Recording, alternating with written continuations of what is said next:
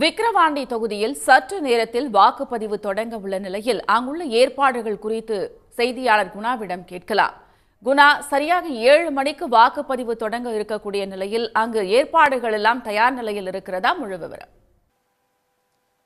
விக்கிரவாண்டி தொகுதிக்கான அந்த இடைத்தேர்தலுக்கான அந்த வாக்குப்பதிவு சரியாக 7 மணிக்கு தொடங்க இருக்கிறது.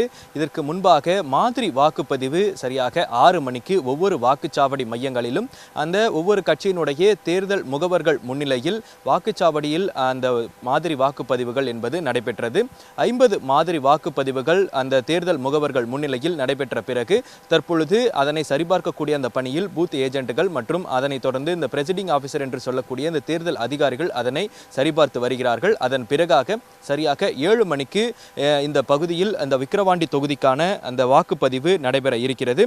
மொத்தமாக இந்த விக்கிரவாண்டி தொகுதிக்கான அந்த இடைத்தேர்தலில் 2,10,000க்கும் மேற்பட்ட வாக்காளர்கள் வாக்களிக்க இருக்கிறார்கள். அதே போல மொத்தமாக இந்த விக்கிரவாண்டி தொகுதியில் இன்று 7 மணிக்கு தொடங்கக்கூடிய இந்த வாக்குப்பதிவில் பல்வேறு வாக்குச்சாவடி மையங்களில் தீவிர கண்காணிப்பு பணிகள் ஏற்பாடு செய்யப்பட்டிருக்கிறது. அதே போல 276 வாக்குச்சாவடி மையங்கள் அமைக்கப்பட்டிருக்கின்றன. அதே போல இந்த விக்கிரவாண்டி தொகுதியில் 45 வாக்குச்சாவடி மையங்கள் பதற்றமானவையாக அறிவிக்கப்பட்டிருக்கிறது. அதே போல 2631 காவல்துறையினர் பாதுகாப்பு பணியிலும் துணை ராணுவத்தினரும் இந்த பாதுகாப்பு பணியில் ஈடுபட்டிருக்கிறார்கள்.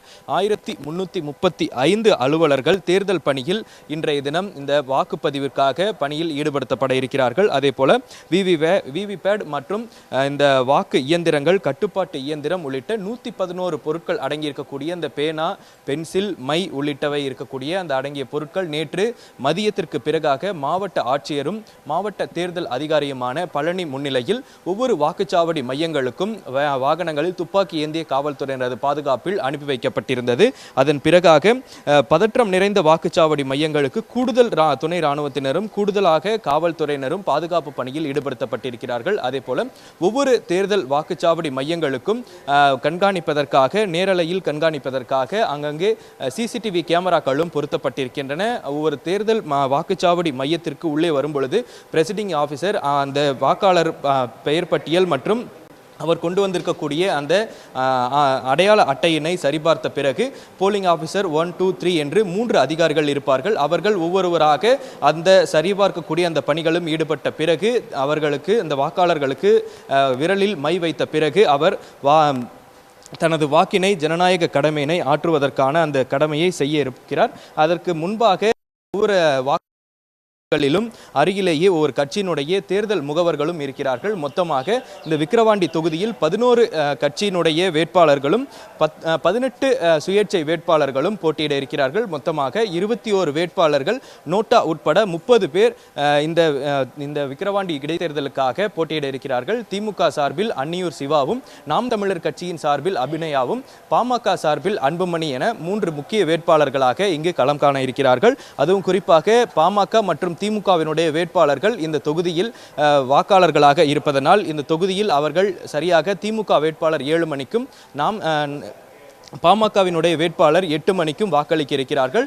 நாம் தமிழர் கட்சியினுடைய வேட்பாளர் அருகில் இருக்கக்கூடிய மற்றொரு தொகுதியை சார்ந்தவர் என்பதனால் அவர் இந்த பகுதியில் இருக்கக்கூடிய வாக்குச்சாவடி மையங்களில் ஆய்வுகளை மட்டுமே செய்ய இருக்கிறார். அதே போன்று இந்த விக்கிரவாண்டி தொகுதியில் 1,16,962 ஆண் வாக்காளர்களும் 1,20,040 பெண் வாக்காளர்களும் 29 மூன்றாம் பாலினத்தவர் என மொத்தமாக 2,37,031 வாக்காளர்கள் இங்கு ஈடுபடுத்தப்பட இருக்கிறார், இங்கே வாக்காளர்களாக இருக்கின்றனர். அதே போல இந்த 276 வாக்குச்சாவடி மையங்களில் 662 வாக்குப்பதிவு கருவிகளும் 330 கட்டுப்பாட்டு கருவிகளும் அதே போல 357 வாக்குப்பதிவினை உறுதி செய்யக்கூடிய விவிபேட் கருவிகளும் என மொத்தமாக 1349 இந்த கருவிகள் பயன்படுத்தப்பட இருக்கிறது. அதே போல இந்த பதட்டமான வாக்குச்சாவடிகளை கண்காணிப்பதற்காக 53 நுண் பார்வையாளர்கள் நியமிக்கப்பட்டிருக்கிறார்கள்.